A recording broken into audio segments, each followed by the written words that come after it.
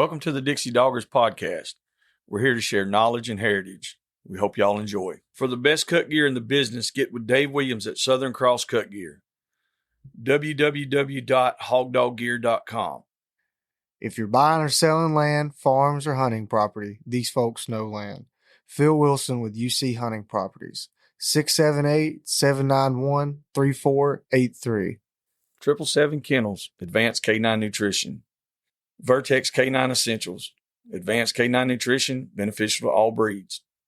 You can contact them at 979-206-3050. Do it. All ready? Mm-hmm. Hey, all right. Hello. Welcome to 2026. We are here once again doing this podcast deal. Me and Nathan. And then we have the two most handsomest hog hunters in the whole world. No, never mind. That's somebody else. We have Boars N Broads with us again tonight. And no, we just we got the boys with us tonight. We're gonna talk a little shit, see what's been happening.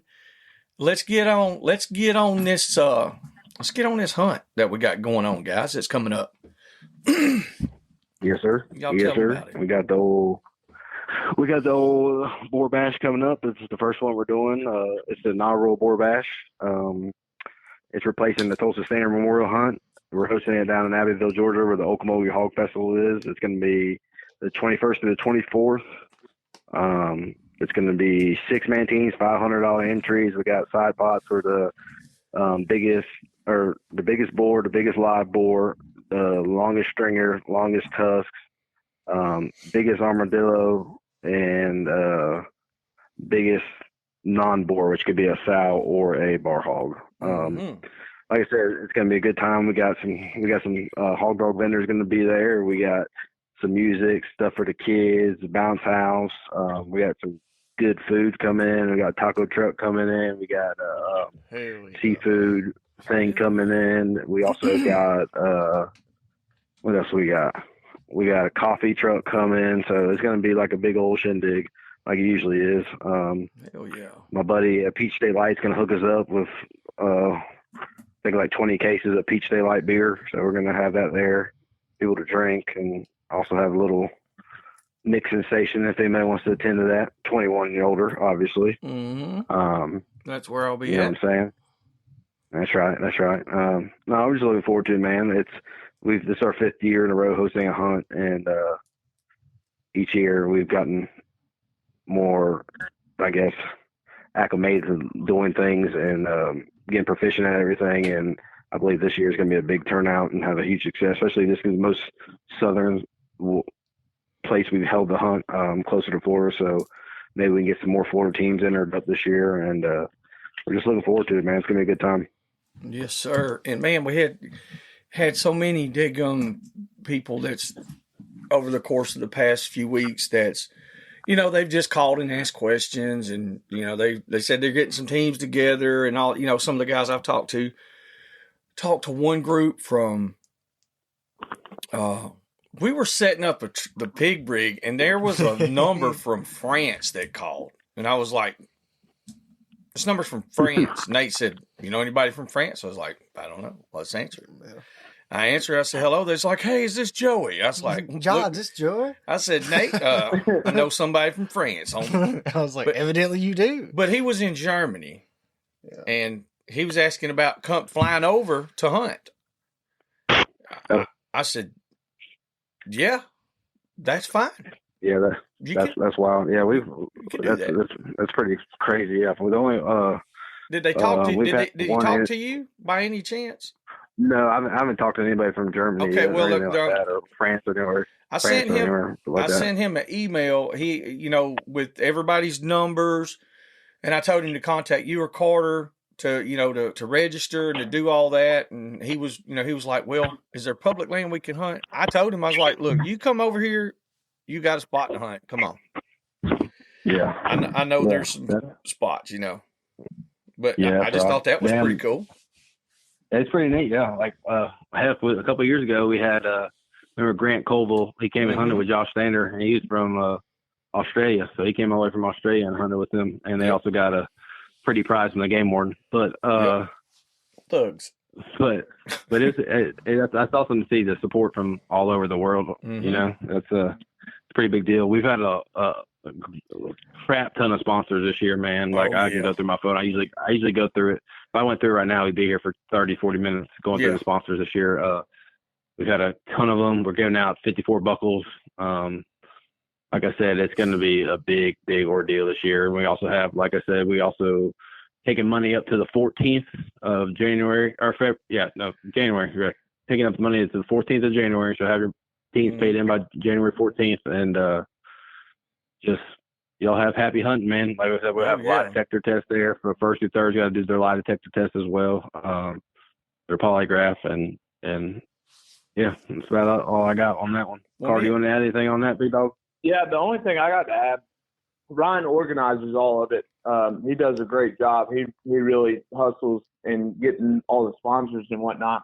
Really, the only thing that I'm in charge of is once we get there, you know, just kind of catching the hogs off the trailer and doing whatnot and toting them up there. I'm looking for a little bit more help this year than Drew Brooks and Jacob Matheson gave me last year. They kind of left me hanging on that one funky boar hog that we had tied on that trailer. That thing about whooped me and drug me all the way back down to the weigh-in, and both of them were sitting there with their thumbs up their butt. But also, in addition to that, I was thinking this year we could do a weigh-in bay on these armadillos. So if anybody wants to bring in a couple live armadillos, we could do a little weigh-in bay. And, the best armadillo bayer gets a steak dinner or something. I'll buy it.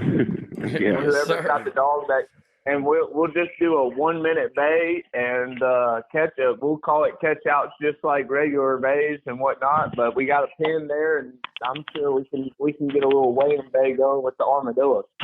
I think Nate's M&M dog he's been held on armadillos the past few hunts, and I mean, like, the dog never ever looked at one, and then all of a sudden, like, he just went ape shit. There was like 6 hunts in a row. The last 2 hunts, he's taken a break from them, so I've been happy. Yeah, Nate's been handling that business, but I would still say if Nate said, okay, if you can go in here and bay that, I don't think there's nobody's dog that can outwork that dog on an armadillo.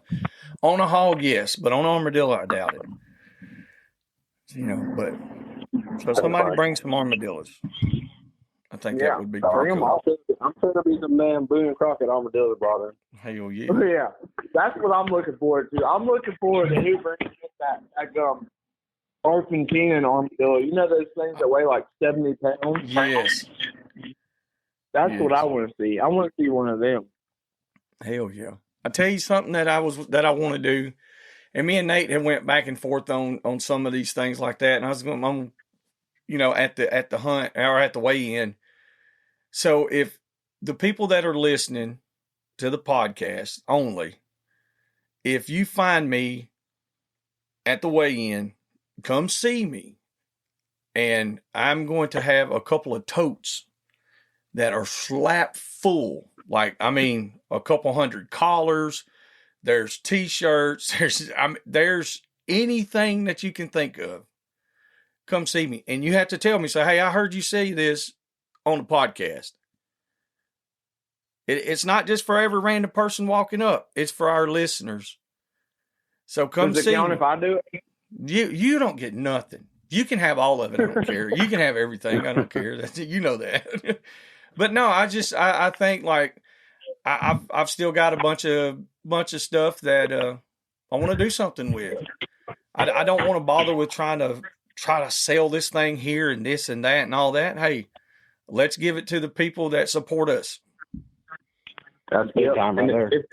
If we recognize you, you're disqualified. So it's got to be somebody we don't recognize. Oh, and look, I don't mean like a person. I mean, like, I'm going to bring probably enough for 300 people or so. Oh, heck yeah. Yeah, I'm like this big time. Yeah. Speaking of that, you give stuff out. We're also having a raffle there too. This whole shindig over the past couple of years, we've always given our money away to somewhere. There's like 100% payback. You enter your money, you get paid back. But we also usually try to host a raffle take those proceeds and donate somewhere. Last year we donated to the Hurricane Helene victims in North Carolina. This year we're donating to Courageous Outdoor Kids out of Dublin, Georgia, with Tommy Wyndham and their team. They do a great job with special needs hunts, kids with ailments, cancer, stuff like that. And we've done a couple hunts with them, and they're just a great group of people. We have some of the items are going to be my dad and them for Rankin Ranch or 38, the cattle company. They're going to donate a hard cooler, so we got one of those. Travis Henry's donating a Steenahatchee getaway in this little Airbnb thing he's got there, which I think would be kind of cool for people to go to. Can Locker donated a big collar box. We got Dave Williams, Southern Cross. He always donates some stuff. My buddy at Fire and Axe Audio, he's donating a speaker. Python Cowboy is actually, says he's done iguana hunts in the past. This year he's donating a python hunt. So somebody's going to be able to go take some guys down there and catch a big old python down there, which would be pretty neat. We got Unique Outdoor Town and Hunting Supply. They're donating a dog box. We're going to use that. Our buddy Justin Becker or Not Normal Ventures donating a hog hunt, so people can go hog hunt with him. Cable Gangs donated a 2-dog tie-out. We got Shoat Time Dog Foods donating some food. Cajun Lights donating a headlamp. And then our buddies over at Alexander Toll, Captain Toll, he donated a tarpon fishing trip down in Southwest Florida, I believe, in that area. So we got some cool stuff. We also have a Rossi 4570 black lever action gun we're going to auction off or donate to the raffle. Is that the same one I got, Ron? Yeah, I think it might be. It might be. I think yours is. I gotta look at it, but it is black and it is the same short style one. Yes, sir. Yeah.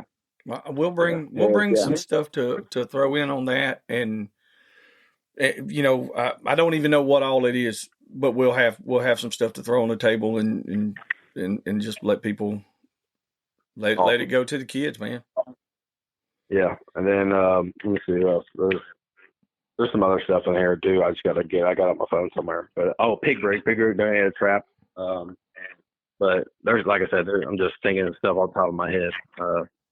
It's gonna be a good time. Like I said, it's worth coming to. Just even if you're gonna come to hang out, eat some food, and watch some hogs, come up with a trailer. It's gonna be a good time. Tom Cochran said that me and Tom have got to be pretty good friends over the past year, and he said that him and his wife are coming, and he messaged me yesterday or the day before, and he said to tell Nate and you guys, if y'all need a hand with the hogs and stuff, that he would be more than glad to help. Awesome. Yeah, now Tom is one of those. He's from Tennessee. He's a mountain man, raw bone, tough as a pine knot, son. Yeah, them Sun guns up there are a different level of tough. Yes, there ain't no doubt. He's a good hand.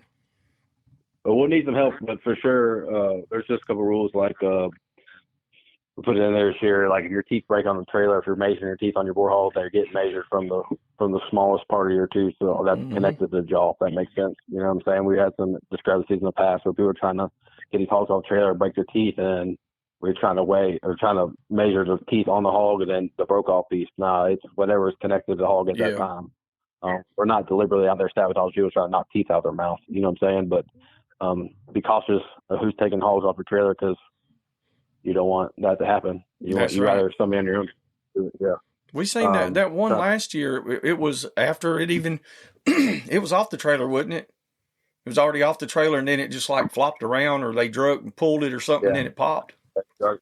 Yeah, I think that was Henry Williams and their team. I think. I believe it was. If I remember, Caleb Adams and them. Yeah, but it's gonna be a good old time. Got live hogs that are getting brought in this year.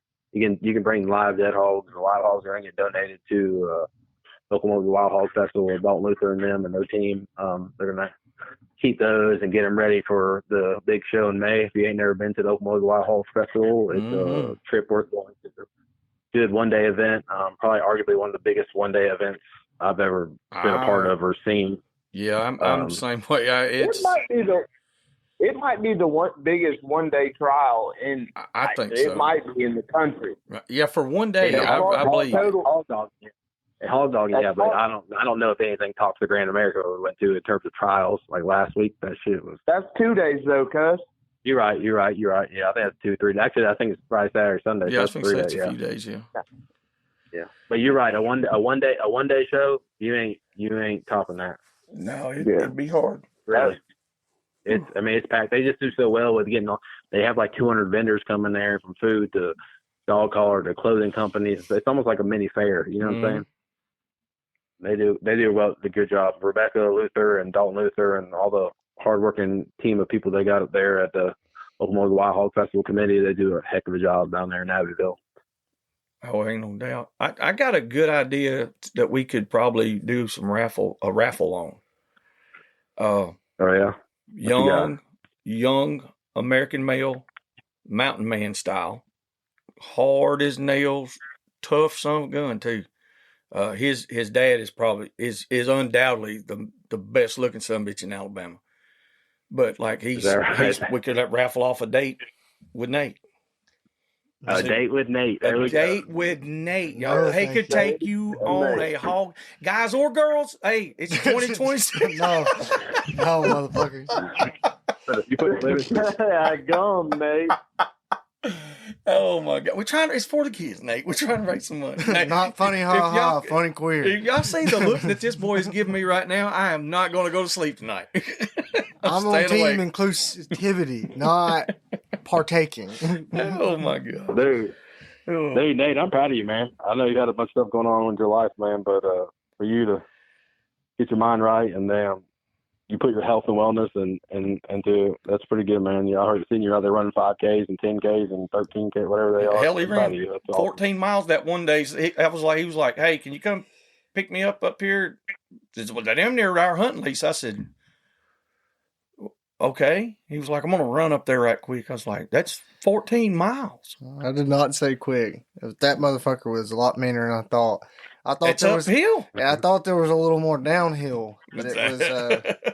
There's about a quarter mile of downhill, about 10 of up. I was like, oh damn. Built character. I was happy to get there. 2.5 hours later. Yeah, I was there. I was happy with it. All the Well, cramping. you're doing good, Nate. Well, thank you. I'm proud of you. How much weight you down? If you don't mind me asking. Well, I put on some weight recently. I've been gaining some weight, but the lowest I got was 180, and that was about a month ago. And now I'm at like 188. You bulking up. Yeah, he's doing bulk. Yeah, I gotta put on some weight. I'm gonna try and get to like 190, 195 if I can, basically by beginning of February. And then I start training again, and then I'll have training until like December. But you'll have how many? What races are you doing this year? You're doing a series. Yeah, what you training for? Yeah, what you training for? I'm training for the Southeastern Trail Series. I got the list of them. I think it's like a 6 series race, and then I got a couple other races that I want to do. Like I said, as long as everything works out scheduling wise, these are all pretty close here to Alabama. So there's one March 7th. It's a 6 mile, and then they have one April 4th. It's a 50K. I don't think that's a part of it. I think that's a separate one. And then they have a 12-hour race and a 12-mile race in May. They have 2 separate ones. And then another 18-mile in July, a 20-mile in August. And then they got 2 other races. One's a 50K race. It's just like a separate, its own thing. I think it's for it's like a fundraiser event. Mm-hmm. And then do the same half marathon I ran this November again, and then I'll have a 100-mile race December, as long as everything goes to plan and I don't. Now tell them how you're training. Running White Boy Rick. Oh yeah, exactly. That's how you train. For 100-mile races, 100-mile marathons, you run that damn walker dog. I'm trying to figure out how to incorporate dogs while training, but I don't know. Not these shit eaters. Yeah. I guess you just put a collar on them and Kerry Brown told me the best thing I've ever heard. He said it was right after he got out of the NFL, and he was trying to motivate himself to working out. and he would just loop clips of dogs baying while he was working out. Yeah. Get him fired up. Hell yeah. I was like, golly, brother, that's next level right there. That's getting it Yeah. bad right there. That's not Nate's thinking now. With these hides, with these new hide terriers, we got some puppies, and I'm like, I could take like one with me, like on a shorter run, because I've ran dogs before, just like on a leash, just to exercise them. And most dogs, after about 2 miles, they're like, look, let's fucking quit. I'm cool. This shit ain't fun no more. Yeah. And some of them after a mile, some of them they do not enjoy running. No, I've seen not a on few. a lead. I've seen a few that really enjoyed it, but I would run all these off lead just because it would do a lot of try and get some trail time in. But I don't know. I have a feeling that I'll be like 3 or 4 or 5 miles deep in the run, and then they're gonna fucking get on something, or one of them's gonna get on something, and then I'm gonna be dog ass tired in a bind. But like, of course, I'd still have like a fucking gun and a lead and a knife with me, so I could get out of the bind. But bro, I ain't gonna lie, dude. When I had them, I was younger at the time too. When I had more walking style dogs and hunting, and didn't have a buggy or nothing, I was in the best shape of my life. Mm-hmm. Oh yeah, I was in the best shape of my life. And then I got Brian, you was about to die the last time we had to run. We brought. Yeah, dude, I was running down the railroad tracks. it'll sneak up. I'm getting old, quick. bro. Yeah, it'll sneak up on I'm you. getting old. Jesus Christ! Shut the fuck up. I say that, but like, damn, my body's all beat to shit. Like, I've had like 7 surgeries from football and numerous concussions, and I'm just like, dude, my body's. I wake up and just start hurting. But I realized I didn't answer your question. So at my heaviest, I was 238. So that to 180 was at 58. Good for you, man. Yeah, I was happy about that. Congratulations, brother. Now that was over years. that I did not do it fast. I didn't do it in like 3 months. No, it still counts. Oh yeah, I did like 20 real quick, and then I did the rest pretty slow. Yeah, that's good, man. The initial 20 was mandatory. It had to go quick because I woke up one morning and I was like, damn, I feel kind of fat. And I went and weighed myself. I was like, no, because I am. Yeah. I used to get on scale. Every time I get fat, I get on the scale at the house and then take a picture of the scale and then put it on my screensaver. So when I go in to grab my Reese's out of the freezer or grab a drink, I can look at my phone. I can use it. So that's good. I hadn't heard of that trick. That's what I do. I put my fat shame myself. Yeah. Damn. Whatever it takes. I think that's definitely positive for your mental health. Yeah. But Carter ain't got to worry about that. Carter he can eat like shit and drink 80 beers every day and still he got the good genetics. Oh, I've never worked hard for what I got. No, you woke up like that. He woke up. Yeah, I just wake up like he got him show muscles. Yeah, show muscles. They ain't show muscles no more. Lord have mercy. Hey, guess what? Mm-hmm. Chicken butt. So I'm not talking to you. The kids said what? The kids are in the room. Said what? No.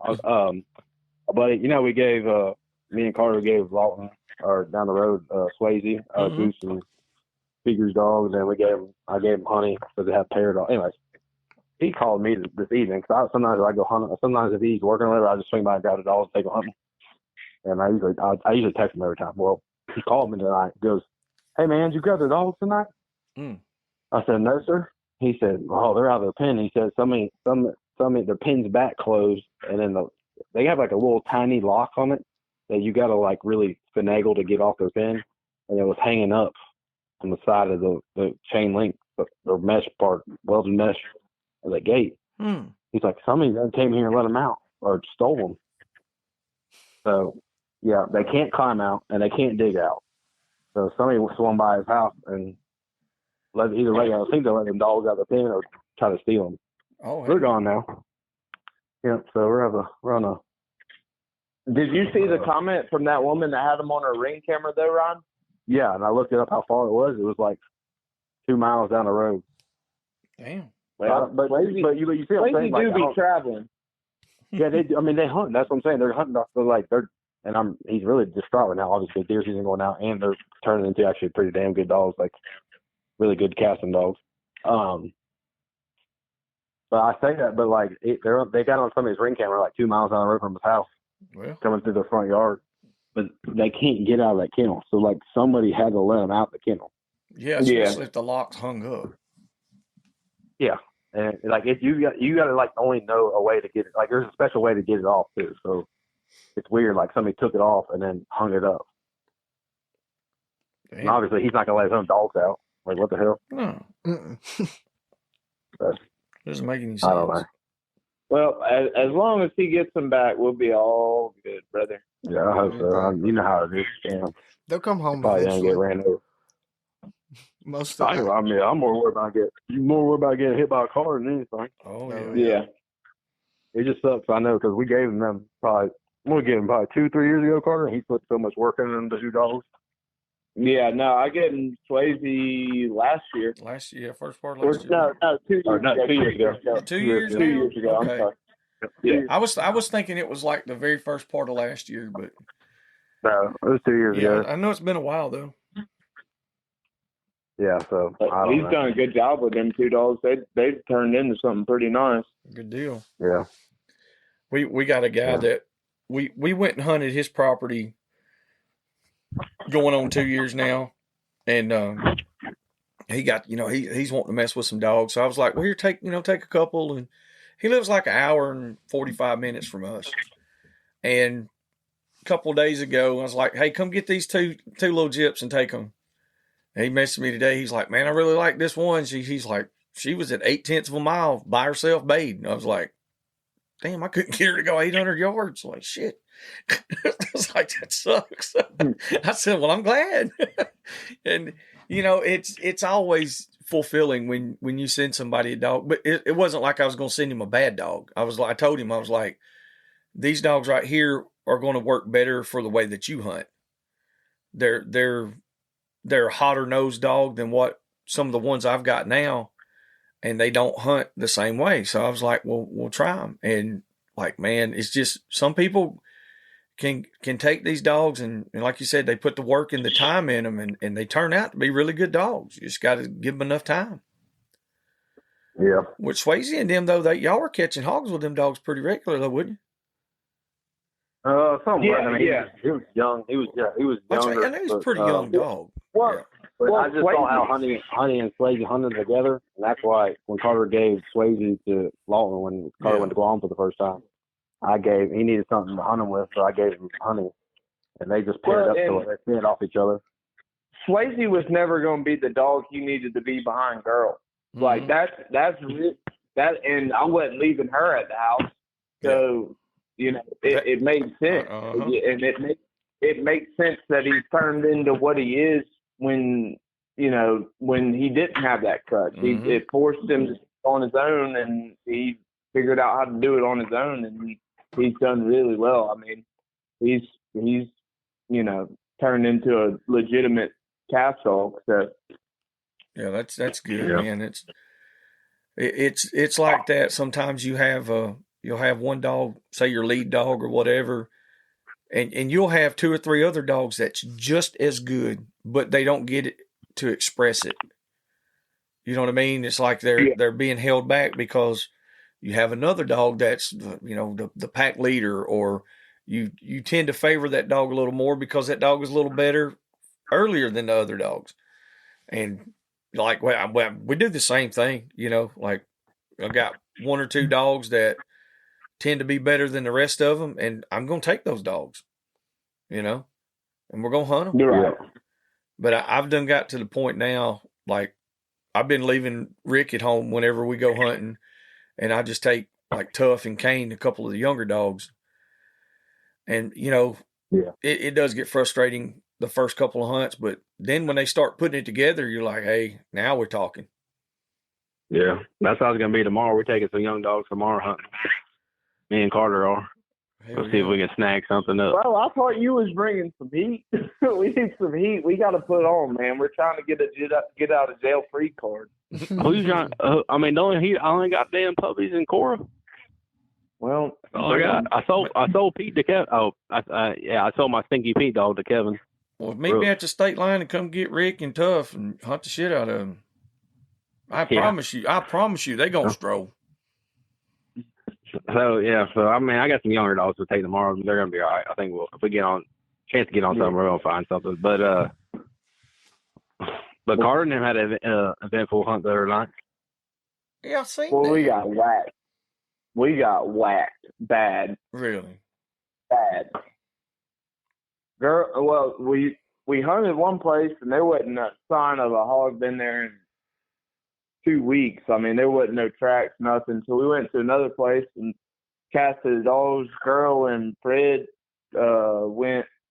I mean, they ended up striking hog around 800-900 yards, but ended up baying it after about a 45-minute race, just straight up a mile from us. Got there, stuck it. It was just old sow.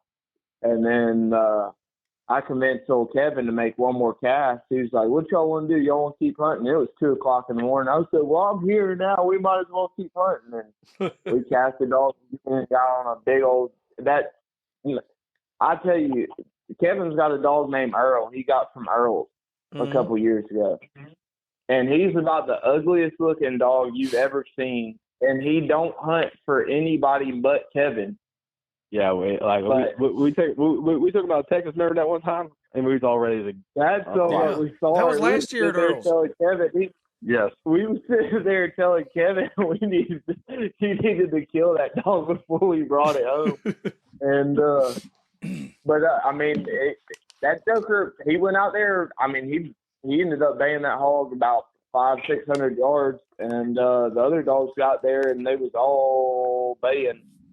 And I was like, ooh, that's interesting. And it broke a couple times, probably because they got too rough with it. But we ended up catching it, and it was about a 180-pound boar hog with 1 3/4 inch teeth. Ooh. And he probably had been laid up for quite a while because he was green as grass. And we sent the catch dog, and because we started walking down to the hog before Kevin sent the catch dog, and we ended up catching it. But by golly, when I got there, the only thing hanging on it was the catch dog. Everybody else has got whooped enough; they didn't feel like grabbing him no more. And we spent a while stapling dogs up, and I got home. It was just getting daylight. I left Kevin's at about 6 o'clock in the morning, stapling dogs up and cleaning wounds and all whatnot. But everybody seems to be doing all right so far. So, yeah. That sounded like an eventful hunt for sure. Yeah, no, we got whooped a whole lot more than I wanted to. And Fred got a cut right on a dadgum joint, so I had to get him stitched up because I didn't feel comfortable suturing a joint like that, and so he'll be out for a little while. But he's hunting pretty good right now. I'm excited about him, but of course he does it right when deer season ends, and I don't get to use him for about 3 weeks. So. Oh, Frederick Oswald III. Yeah, old Fredward. Old Fredward. The cur that sounds like a hound. Yeah, I got one named Fred the same way. Well, I'll say that. It's Nate's dog. We're sending him to Florida. And that some gun, like you said, Jeremy Garner's got that dog named Bama. And Bama's got a train horn on him. But I promise you, I would love to put them side by side. Because this son of a bitch right here has got a mouth that's ungodly on him. It's probably because he's probably half hound, I figure, but he's a Kimmer cur on paper. We'll be back after a quick break. Quick thanks to the supporters of the Dixie Doggers podcast. Light Hounds. Southern Cross Cut Gear. Phil Wilson with UC Hunting Properties. Rankin Ranch 38 Cattle Company. 777 Kennels Advanced Canine Nutrition. And the old Boars N Broads.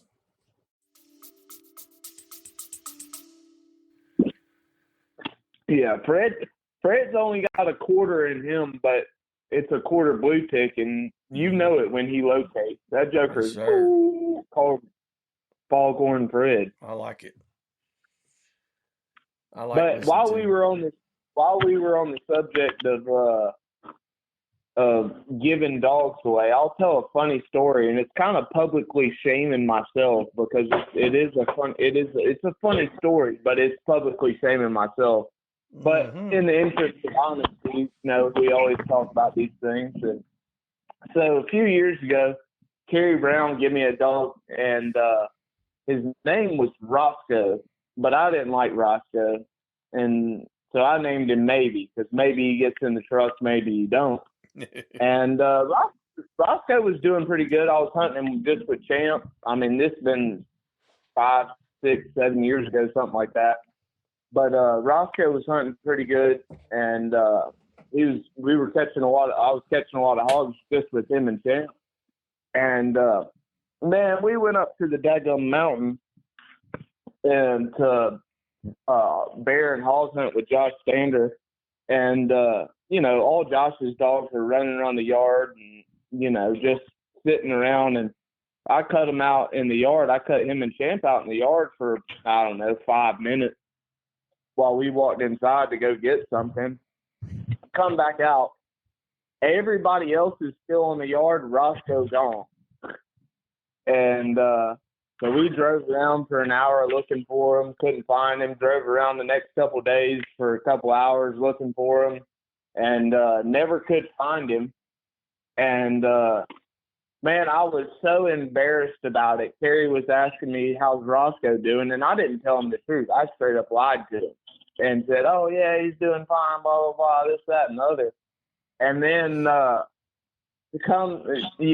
long story short, Kerry found out that I was lying to him about it, and I had said he got ate by a daggum alligator because I was so ashamed of how stupid I was just to let the dog out. And we got into it a little bit, but at the same time, like, Kerry understood where I was coming from and how embarrassed I was about it. And he's given me dogs since, but just a word from the older and wiser Carter, it's never all right to lie about something like that. Just say, hey, I was stupid, and this is exactly what happened. But I figured I should just go ahead and tell that story and publicly shame myself. That happened, and it's a true story. And but it's one of those things that I learned from. It doesn't matter how stupid it sounds and how stupid I was just to let him out and let him run around. It happened, and there ain't no lying about it. And it's always better to tell the truth. Even if you think you can get away with it, it'll always catch up with you. Mm-hmm. That's my public shaming. No, and listen, I think there's a lot of us that have been in that position, and that, and of course there's some people that just, they're going to be like, oh yeah, I did this, blah, blah, blah. And then there's other people like you said, you're like, man, I did something stupid, and you don't want to sound stupid. And it's embarrassing. That's all it was. It was my own pride, my own ego was the only reason that I didn't say what actually happened. And if I would have said what actually happened to him, Kerry would have laughed and said, "You idiot," exactly. And it would have been all good. Mm-hmm. But instead, I tried to be, quick draw McGraw and come up with a good lie. Yeah. And then, it had been like 2 years after it happened. Dang. That I was still, oh yeah, blah, blah, blah. He's doing fine. And, I just look back and how stupid I was and how prideful I was. And that was all it was I was sitting there trying to be prideful and was, too prideful to admit that I just made a dumb mistake and that I shouldn't have made. And, it's a lot easier just to turn back and tell the truth than it is to try and carry on a lie for 5 years, 10 years, and on the rest of your life, That's in anything, not just with dogs, but that's just anything. Oh, exactly. But now, exactly. there's guys out there that like me, Pat, guys our age and older that were raised a lot of us were raised, in the game dog world, and we had our dads and uncles and granddads and we were always around dogs. So it was like second nature to us. If something happened to a dog, to just be like, oh yeah, this happened, blah, blah, blah. Stupid shit happens all the time. But if you weren't brought up in that game or involved that heavily in it, I could definitely see, even I've been in positions where I've thought, I was like, man, I need to just tell them something, I need to tell them something. But then I wind up, I'm like, well, dog didn't work out, or whatever happened. Well, I mean, and what the worst part was is he trusted me with that dog, and then, I could have kept the trust, and it took me some time to rebuild that trust with him. But he gave me the dog, and I could have kept that trust by telling him the truth, and he would have just said, "Hey, you're stupid for doing that. Don't do that anymore." And that's all it would have been. But instead, I was too prideful, and my ego got in the way, and so I figured it was a better idea to be like, "Oh yeah, no, he's doing fine, this, that, and the other," and the whole time it was because of my pride and my ego, and I just, tried to hide that through a lie. And, it ain't never the best to do that. It is never the best. You might get away with it for a little while, but you'll never get away with it till the end. No, that without a doubt. And So that's, I know everybody's going to hold that against me now, but that'll be all right. But they hold other stuff against you too. It's just one more thing, buddy. It's yeah, that's exactly right. Like, I mean, that's just how life is. And Kerry calls Carter a mountain gator now. Yeah, well, I mean. Yeah, because he said, what happened was he texted me, he said, "Oh yeah, one of them mountain gators get him," and I was like, "Oh boy," Yeah. Yeah, no, he calls me old mountain gator now. Hell. So now everybody will know the inside joke to mountain gator. Well, I mean, it's honestly, it's a good story, and I hope there's some young people out there that can take something from that, especially one in particular. I hope he's listening, and I hope he takes something from that. I really do. And maybe he will just be honest and call and say, "Hey, man, I did something stupid." Because I really do. That's the best. That's the best thing to do. I mean, I would honestly just be like, "Okay, man, let's just move on." No big deal. Yeah, it makes me blush even telling it now. But at the same time, like we talk about transparency and things like that, and being real and telling the truth and whatnot, and that's part of it. Doing stupid stuff and talking about it is part of why we've become what we are and why y'all become what y'all are. Well, there's times where it's. I mean, hell, I'm going on 50 years old now, getting in that older and older and older range, and there's still times, man, where I catch myself and I'm like, I'm dancing around it instead of just right. Because I'm like, well, maybe it can buy me a little time. Don't do that. Yeah, don't. Yeah, and I mean, exactly even right. myself, and I hold myself accountable for it as well, because there's things that happen, and in all honesty, if you just be like, hey, this happened, sorry, that's all I can do, and then just move on, and do better. But now that's the thing. That's the key to do better. Don't just keep doing this shit. Try to do better. Yeah, no, you can't. Yeah, you can't just keep turning every dog that I got from carry out and just turning it loose out in the yard. Yeah. And keep running on. Like, well, it happened again. No, you got to figure it out after the first time. That's right. That's right. And, he's trusted me to take his dogs to Guam, and that's something crazy, to come back from that. But again, it's one of those things where, it would have been a lot easier to build that trust to get to that point if I'd have just told him the truth, from the get-go.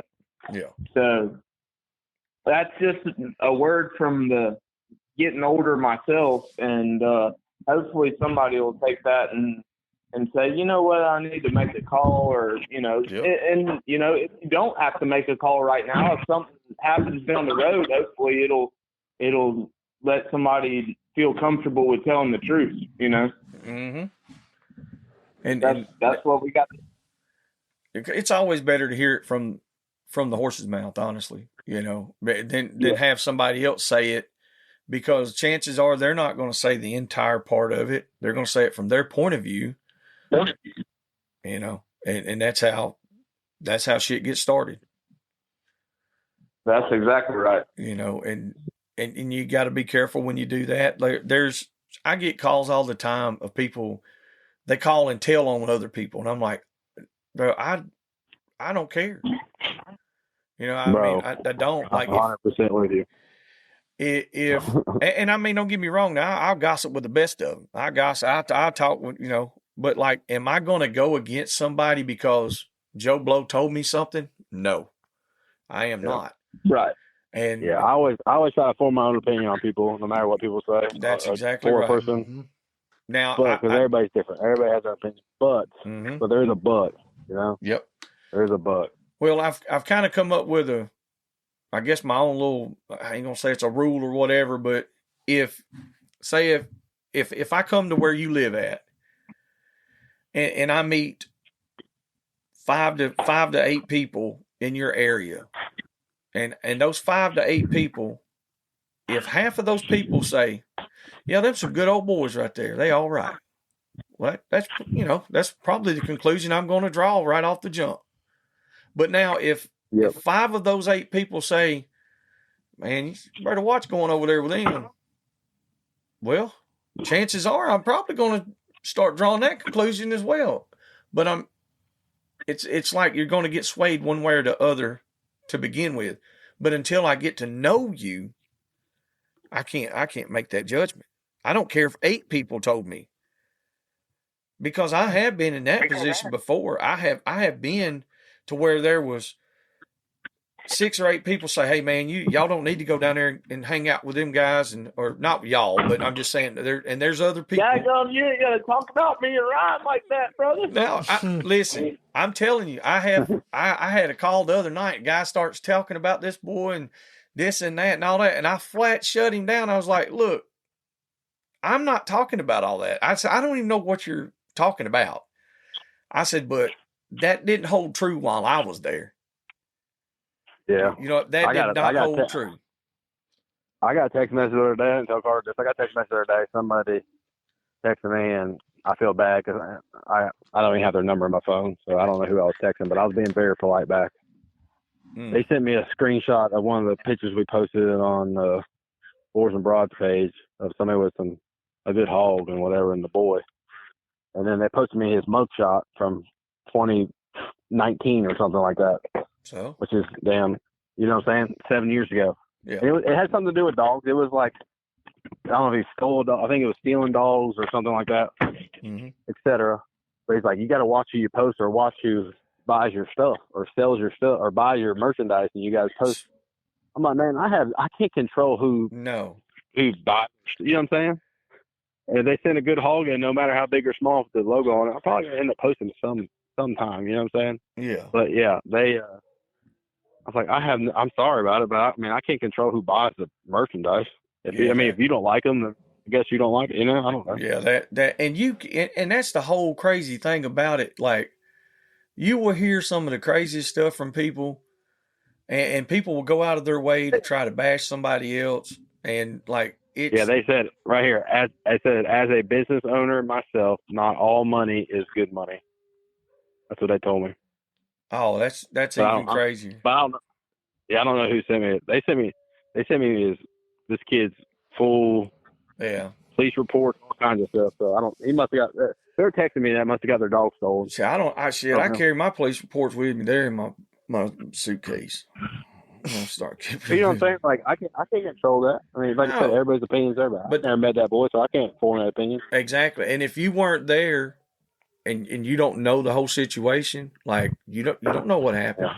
Yeah. Like I literally was in court one time.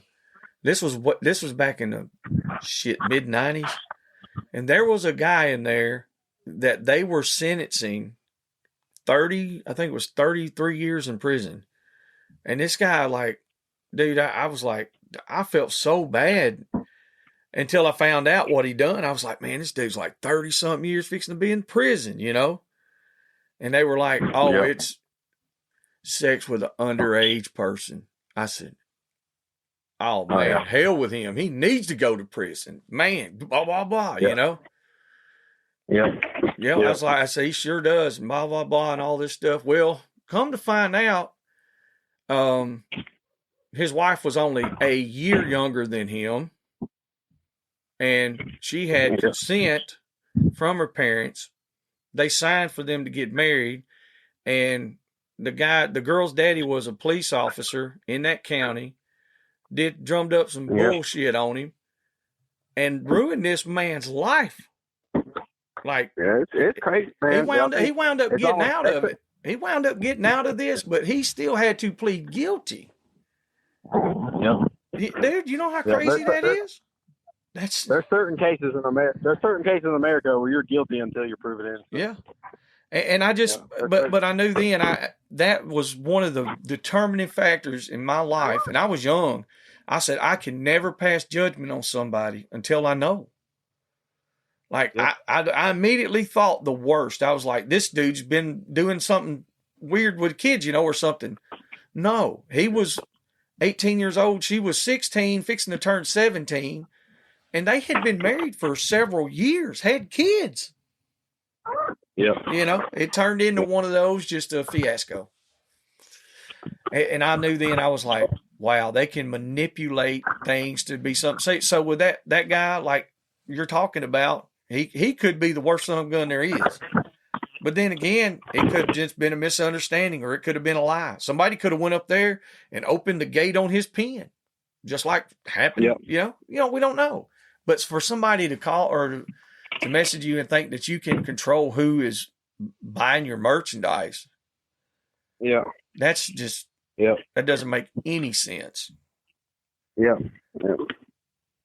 Especially him being a business owner. Yeah.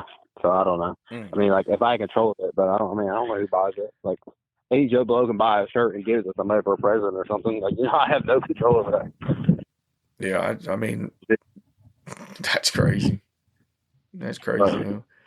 And I ain't bashing the person that texted me, because they got good intentions, I guess so. You know what I'm saying? You know, somewhat they got good intentions, but I can't control it. No, there's nothing you can control about that whole situation. But I do think, like, holding each other accountable, I do think that's a good thing. So, like, if he's got good intentions and there's some validity to the case and all that, hey, kudos for him for throwing that out there and saying, hey, keep an eye out. Yeah. You know, but you're right. Like, but I mean, we need to police each other to an extent. Like, we both know somebody that put a stupid ass video up of the dogs yesterday or today. When, today? Yeah, today. Yeah, we know that. some. You saw what I said? Yeah. I was literally take that shit off. I was typing it up, and I seen you a comment. I was like, "Hey, he got him." Yeah. I don't see nothing wrong with that. You know? Yeah.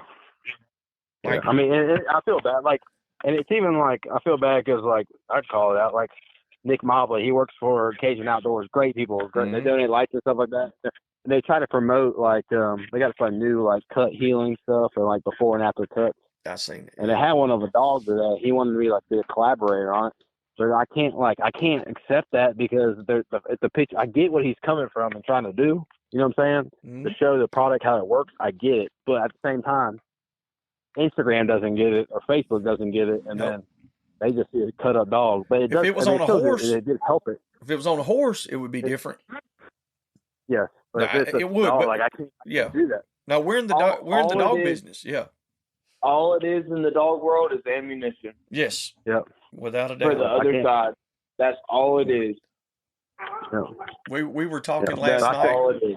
A friend of mine, his wife runs a rescue, and he is Lord, he's about to pull his hair out. I think she picked up, what's it, 35 puppies yesterday? Did you see that with Cassandra? No. Yeah, okay. Well, Cassandra gets 35. Don't listen, 35. 35. That's the points she took from this person. There's some that went Oh, to my God. another and to the pound. So here's what I did. I text Mitchell. I said, hey, bud, can you send me Cassandra's number? I said, I found a mama dog and 9 puppies. I need somebody to take them. Just giving him a hard time. And he was like, the man sent me the number. He was like, here you go. And keep in mind, they run this rescue. And when we first started going up there hog hunting with dogs, I didn't know that. And of course, she was like, oh, y'all use dogs? I was like, yeah. And I was like, oh, and then Mitchell told me, he's like, well, my wife runs a rescue. I was like, oh, shit. And it was the first night that we got one cut all to pieces, it was pretty tough. But I will say that she was pretty level-headed about everything. And the first year, some of her friends brought it up. And she told them, Yeah. She said, well, let me tell you something. She said, yeah, I don't agree with using dogs and doing this and blah, blah, blah. She said, I never have. She said, but I'm not going to say that I never will. She said, I will say this. She said, for the past 5 years before they got here, we got to where we couldn't raise a crop. She said, but this year we actually raised a crop and we had a profit. She said, so it's working for us having the dogs there. Yeah. And then when we were over there, she was going to build a set of kennels and she was trying to get the concrete and all this stuff. So what did I do? I built her a set of 20 by 60 kennels. Got some money for free. I hear you. I did. I'm telling every bit of it. The only thing I didn't do was put the siding up. I said, I'm not going to do siding and stuff on it. I said, because you're going to get the dogs too hot. And she was like, well, I want siding on that. So you got to do it yourself. And so to get my point is, like, I help people who are helping these animals. And in turn, that lets them see that, hey, I'm not against what you're doing, so don't be against what I'm doing. And she also sees our dogs and sees the help that we, she knows how much we spend on the dogs and how much goes into them. But that's right. I'm not going to put a video or a picture up of my dog with cuts or if it's run down. We all hunt. We know these dogs. Sometimes they get a little thin, but they're not starved. They're just running. Yep. I'm not going to show them. I'll be honest. If I got to go somewhere to hunt, I'm probably not going to take them. If I look at it and say, boy, he's a little thin right now, I'm going to put him up. Because, I mean, I don't blame you. It's just, it's more ammunition. Yep. 100%, man. 100%. And I don't even know if our buddy took that video down or not. He may or may not. I ain't checked. But well, he knows where I'm coming from. He knows where I'm coming from. Well, he's a goob. He better take Carter's it son. Yeah. That's Carter's son. It's the oldest one, ain't it? Yes. Well, no, that's the youngest one.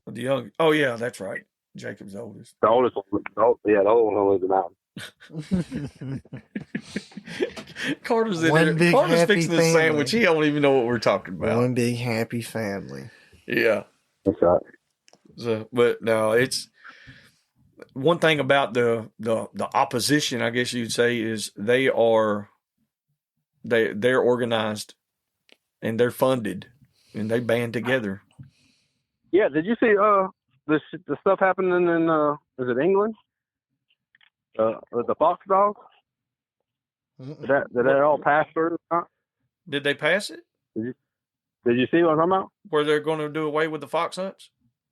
Yeah, they were trying to. They had that what's that thing called?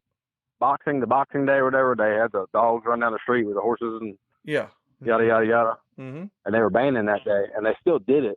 but people were out there protesting to get it. Apparently, I don't know if it's their mayor. What does England got? The Queen? Yeah, Something? I don't know. Anyway, the one prime minister, I don't know. One of the higher ups was they're trying to ban it, and then they're trying to give all these dogs, all these dogs in the homes and stuff. Yeah, they're trying to make it illegal. Where Foxhounds like originated from, they're trying to make it illegal there. And then I seen where they're trying to make it illegal to have the rodeos in New York or New York City. Yeah, that's and they have the big one there. Yeah, they said bucking bulls, roping, steer wrestling, and something else. They were banning it in New York. That's crazy. But see, if they can get this big corporation like that, we're not looking good, you know. No. But then you look at it, you see Florida, they opened their bear hunting season, and then they're talking about doing the training season next year, then the bear hunt the following year. So I don't know.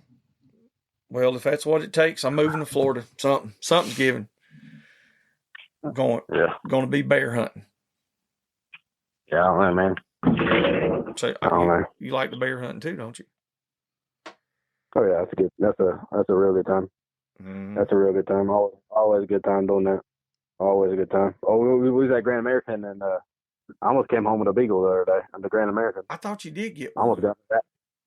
So this is what happened. So we went there, and my daughter's had a basset hound, old Beans, that he got ran over a couple years ago. They love that dog. So I was hoping to find a basset hound up there. Then we were walking around. Well, the girl saw like a 12-inch beagle, and it got talking to the guy, and they wanted a male. Ended up only having a female. So I told the girl, let's walk around and see if we find anything else. We'll come back, whatever. Guy was super nice. It was like $200. So they ended up coming back. I was at a dog and hunt supply talking to Summer Reynolds, and ended up buying a flashlight, and Carter bought some hip waders and whatever. We had a good old time and talking to Spieler as is in hardcore and just bullshit. So Kenny and them came back, and they came back with that beagle. Well, Cody and his kids were there, and they went to go get a beagle from somewhere else. Well, Melody, his wife, had to go pull money out, ATM, and by the time she came back to get a beagle, it was sold. Dang. So they went to another person, and the person were in line talking to people, and they sell the puppy right in front of Paisley, which that's who was going to get the dog. Like the next person in front of Melody, they sold the puppy. So now they're out of no dogs. So me and my wife convinced our kids that already had the puppy to give it to Paisley, let her have it because she really wanted it. So we just kind of did a little trade-off, which worked out. I got you. I understand. Okay, so, I didn't know. I seen the video, and I was like, yeah, it was short. Yeah, it was short-lived. I had it for about an hour and a half, 2 hours. Well, beagles are cool. I love beagles. Yeah, but man, if y'all ever get a chance, I know you got all kinds of stuff going on, but if y'all ever get a chance to go to Grand American, that place, dude, that's one of the coolest little venues to go to. Oh, I know. I wanted to go this year. Freaking. We caught up with old Ben Sheets was up there. Yeah. We talked to him for a little bit. Talked to some other people up there. It was a good ordeal. Well, it was a good ordeal all around. All our stuff got jacked around. Like it was. We're trying to schedule with a crazy fella named Josh Neff, and that's son of a gun. I love him so much, but I could give him a noogie. Yeah, it was wild. Like he's supposed to come in and stay for a few days and hunt, and then it was like, hey guys, I got to go do this. I'll be there such and such. Like, okay. Then he was like, hey, I'm coming tomorrow. Can I stay the night? I'm like, what happened? I thought he was staying like 3 days. And then that was like on Monday. And I don't know what day he actually wound up coming. Anyway, he wound up coming just like, he's like, hey, I left, I'm headed y'all's way. Dropped a couple dogs off and left and went back. I was like, what happened? Like, I don't know. And so it's like everything got I should have just went to the Grand American. Yeah, you should have. We had a good time. We was out there. Brian's acting like the hero when he let that pup go. He ain't the hero. he sat there. He was like, "Oh, we'll take those damn beagle." he sat there and swindled his two girls trying not. He's acting like the hero. He sitting there acting like he's the hero. But no, I got me a coon dog at the Carter slowed up there and got a damn red bone. Old papered up like 8 months old red bone. Hell yeah. Hey, I was so proud. He ain't gonna be no coon dog though. I'm gonna drop him on the old track. I'm gonna let him roll out, and we're gonna go find a hog. We got a red bone. We've been hunting. He's pretty damn good. I ain't gonna lie. That boy, that boy Kyler, he had him. He bought a pair of them, and one of them does pretty good, and the other one don't do worth the shit really. But the one that's doing pretty good, like he can get one lined out. That's for sure. I think first time I ever went hunting with old Henry Williams and Caleb Adams, Michael Adams, Lane Pickle, all them boys. Henry had a damn red bone, and that son of a gun was so bad. Oh my Lord!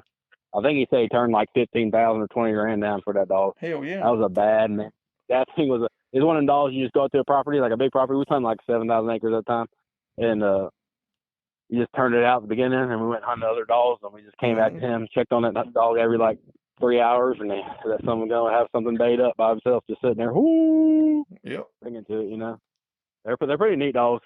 I like the whole house. I was proud of. So we went up to the Grand American, and I seen Rick Stallnaker up there with his old lady, and then I saw Justin Becker with his wife.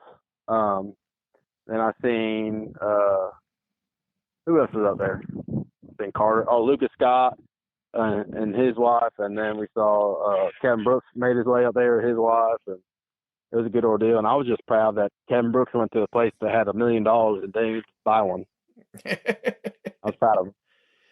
That's probably a first, ain't it? Yeah, I was trying to get him to buy one. Wasn't it not, Carter? I was trying. Yeah, Ryan was sitting there putting it on him, but he was peer pressure.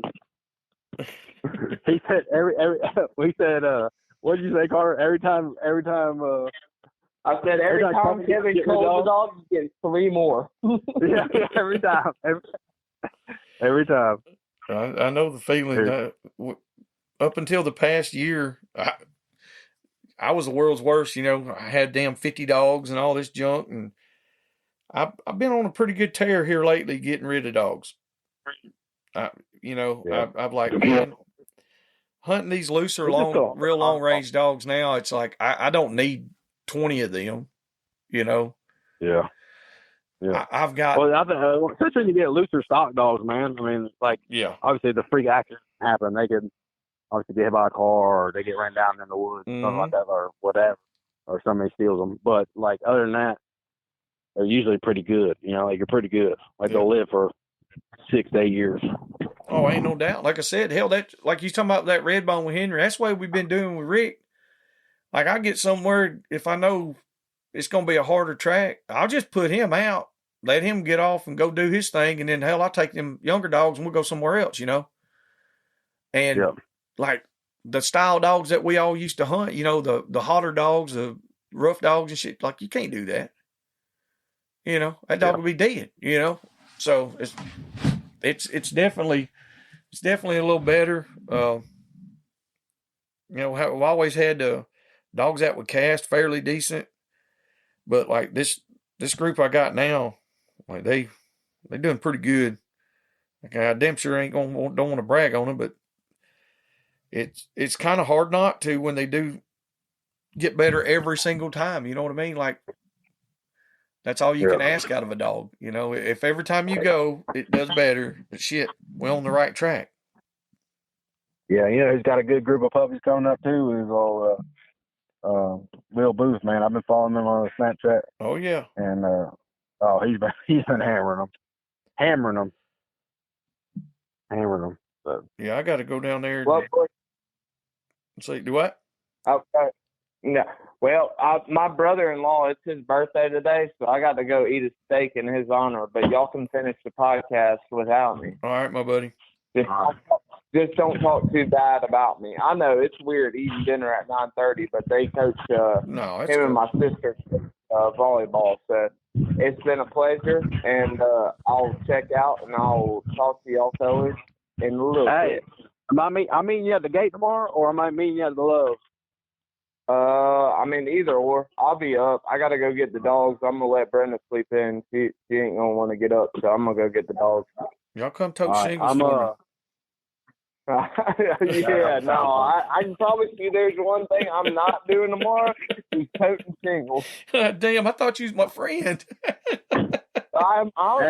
Hey brother, I'm a good friend. If I was there and you needed me to tote shingles, I'd probably tote I shingles know for you you. would. But I know you would. Hey, Carter. We you said 8? Yeah, at 8. All right. I'm gonna leave here like fucking probably 4:30, so I'm driving the Samurai down there. Golly. All right, sounds good. I'll probably see you at the Loves then, brother. All right, I'll holler at you in the morning. Y'all be All right, good. Joey. All right. Hey, we All right, buddy. appreciate y'all. We'll see you. All right, we'll see you. All right, bye. So y'all gonna get after him in the morning? I don't know. We're gonna try to, man. I got that half plot hot dog, half cur dog from Cody Godwin, and then I got that half July, half thermal, whatever that dog, that badass dog that Booth has. I got a puppy off him. Yeah. So I'm gonna take them two, and then probably take this young bulldog, and then Carter's got a girl and whatever the heck else hodgepodge of dogs he's got tomorrow. See what we can do. We're supposed to be taking some landowner and one of his clientels or buddies or something. So who knows? We probably won't catch a damn thing. Well, maybe I will. Maybe I'll get out there and show out, buddy. I hope We'll so. see, man. Who knows? I hope y'all do. That's for sure. We're gonna have to come out there and make a hunt as soon as we can. I know y'all got stuff going, and we do too. We ain't been out in a long time.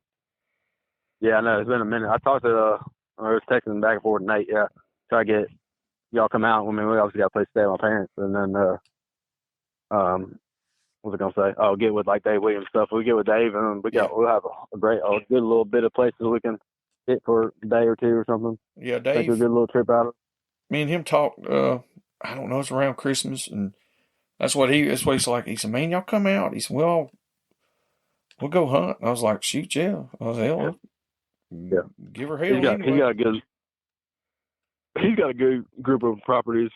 And then I found out, damn old Michael Byler from Hardcore. He hunts out probably 20 minutes from my house, 30 minutes from my house at a spot. Yeah. He got some pull over here somewhere too. So if he comes this way too, we need to make a hunt. But I don't know, man. I'm weird about hunting in other states. You know, I mean, I'll go with you, but like getting property in other states, man, I'm just kind of weird about that. I've had opportunities, but I'll be like, hey, call my buddy so and so. You know.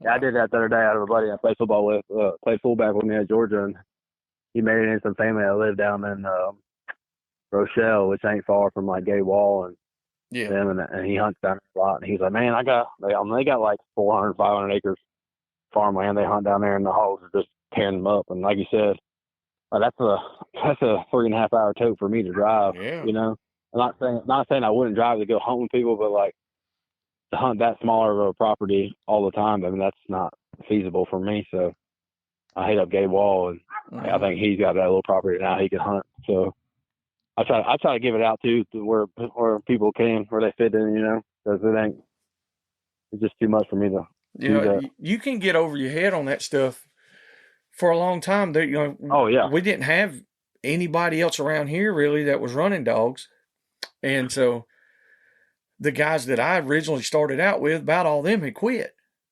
There was one of them that still was running, but he was north of us, and you know he didn't want to drive 3 hours every weekend to go hunt. And it got to where even if I didn't want the properties, they still called me. You know, I was like, yeah, I really can't do it. And they're like, hey, can you just come down this one time? Yeah, you know, we'll come down and hunt it.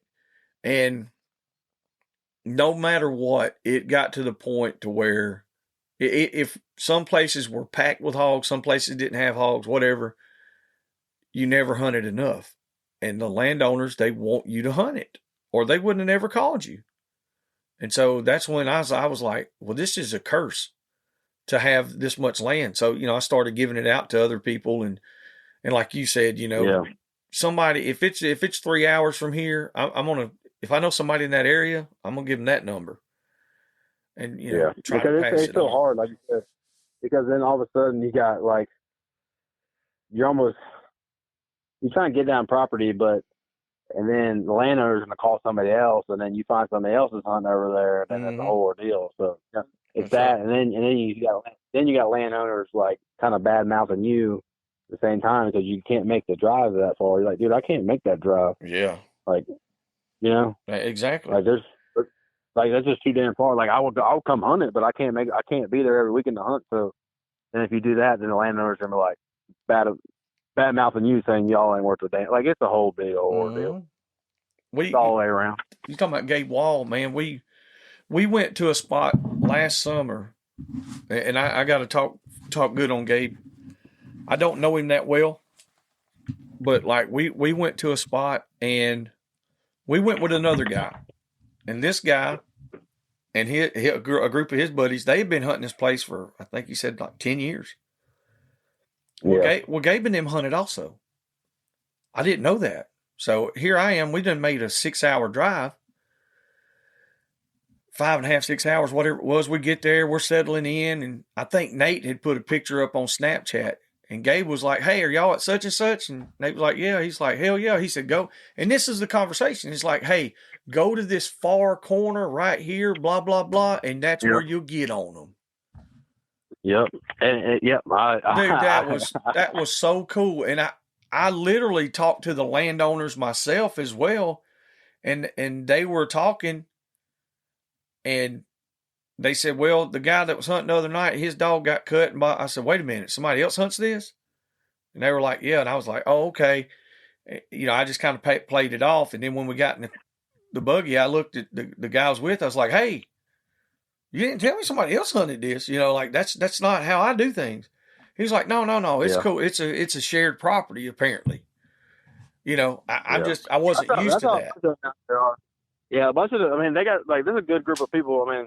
All them boys that do the Boar Wars tournament down there, the little invite only, they're all good people, and they all, they obviously have their own spots, and then they'll gatekeep some of them, but a majority of their spots, man, they're all like buddy.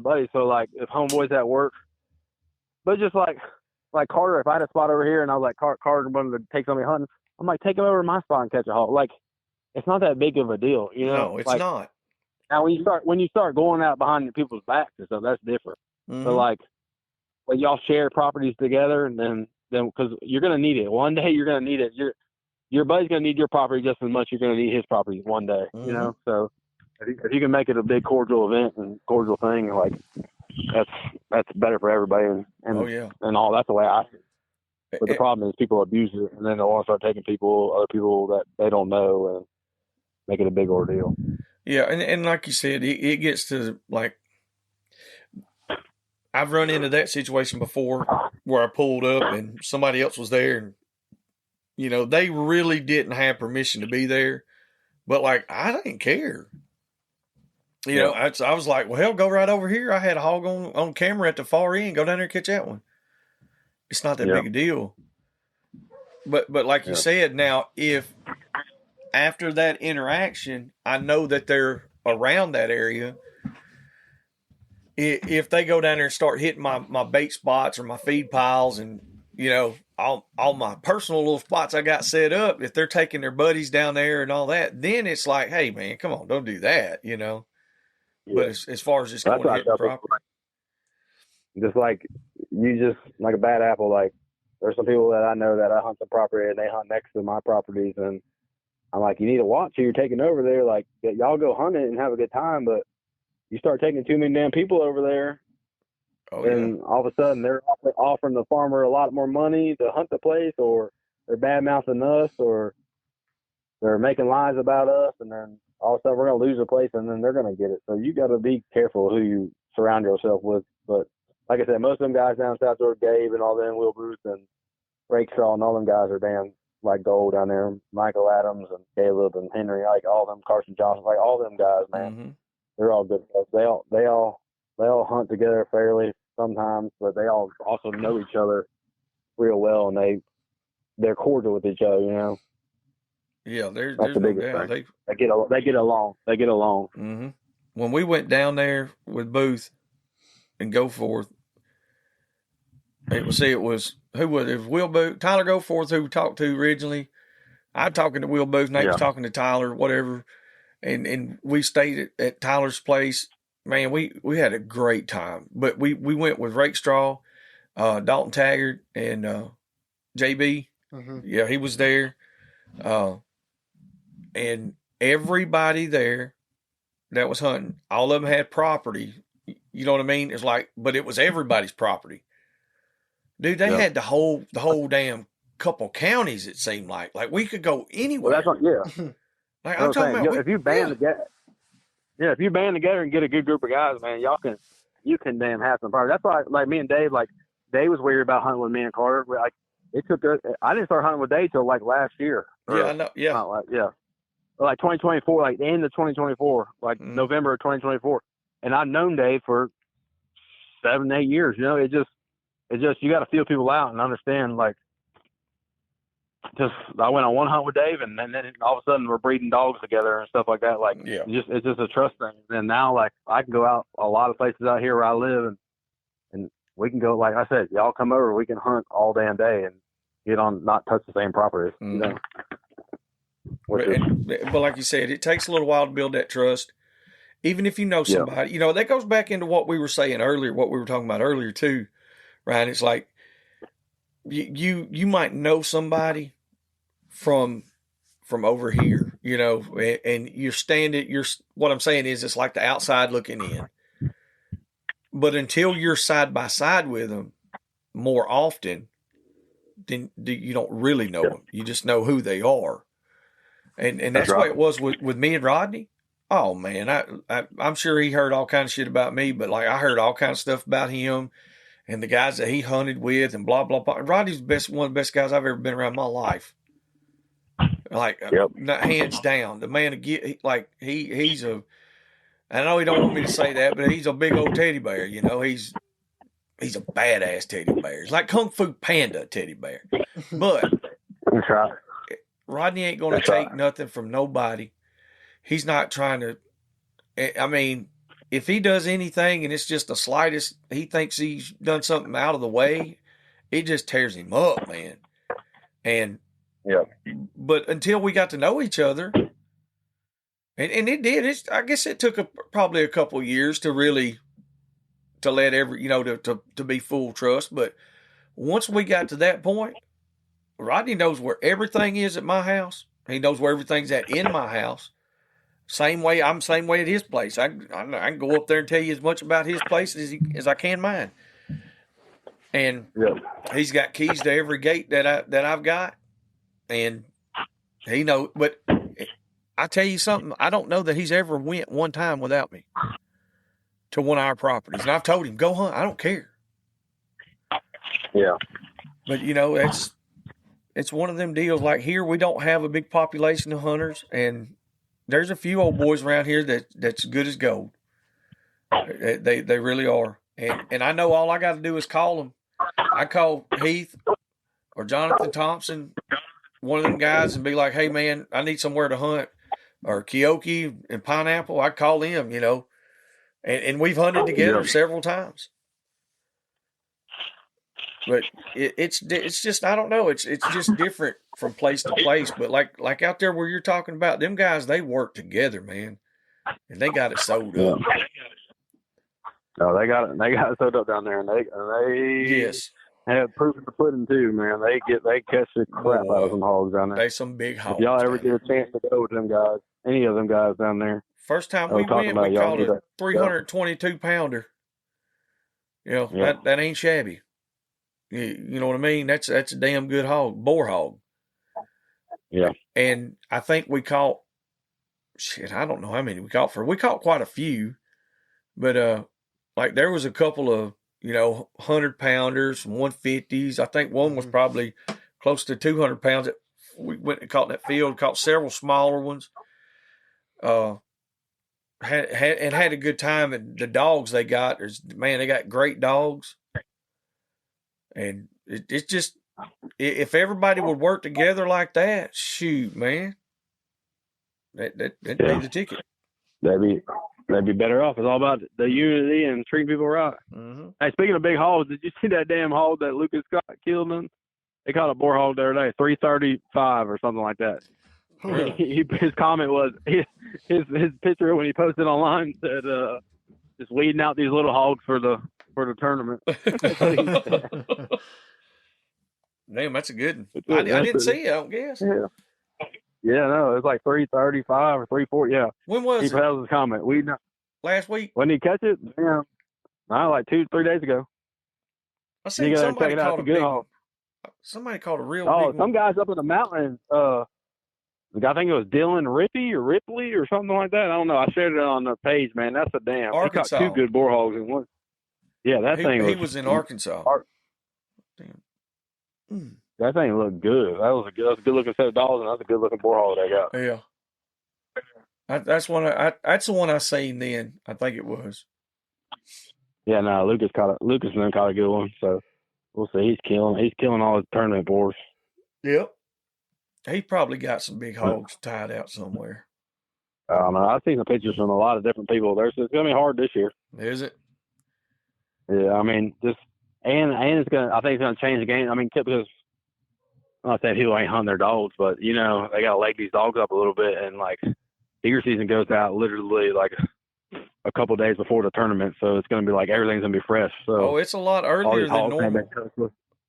Yeah, it's a whole month earlier. So yeah. I'm excited to see what the hogs get brought in, because there's going to be some fresh hogs hanging out on these feeders all year, and they finally get turned loose to go hunt at places.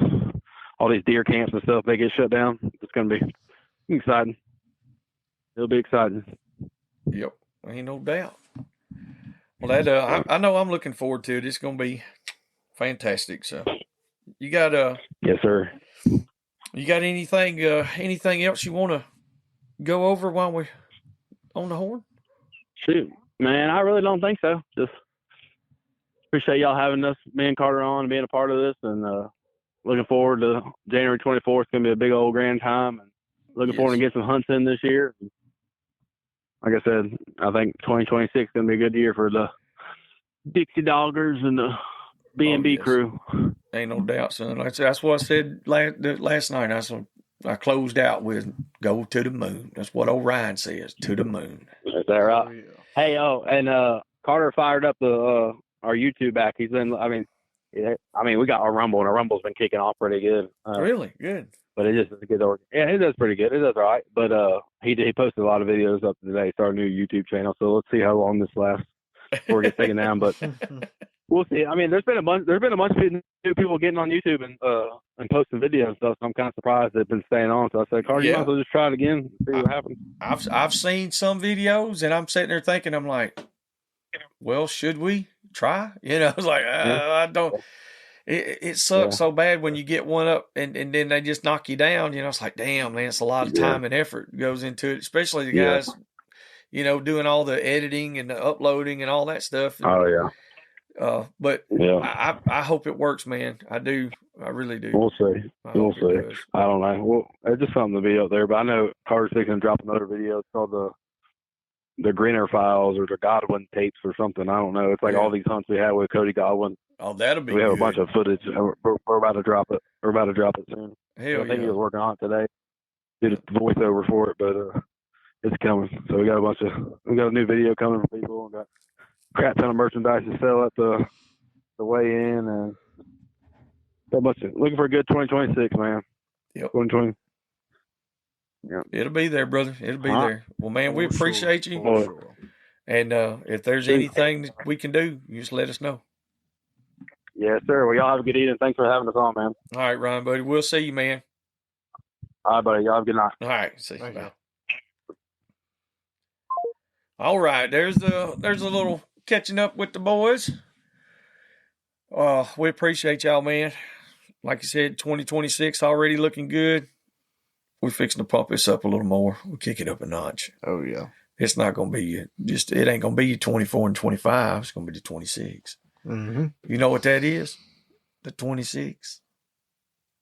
I don't either. We don't know what it is, but it's going to be something. Huh. This is how you say something. SUMPN. Something. Can't be nothing. That's right. So, without further ado, we got to close this one out, y'all. It has been real and it's been fun, and we appreciate y'all. Thank you for listening. Thank you for all the people that have helped us in any form or fashion. Make sure you say a little prayer for us from time to time. And make sure to say a little prayer for yourself. Get to know him. It's free. Hey, y'all stay up with us. We love you. We gone. Thank you. Hope you enjoyed that episode. If there's anything or anyone you'd like to hear on the podcast, or if you'd like to come hunt with us, don't hesitate to contact us at dixiedoggers01@gmail.com.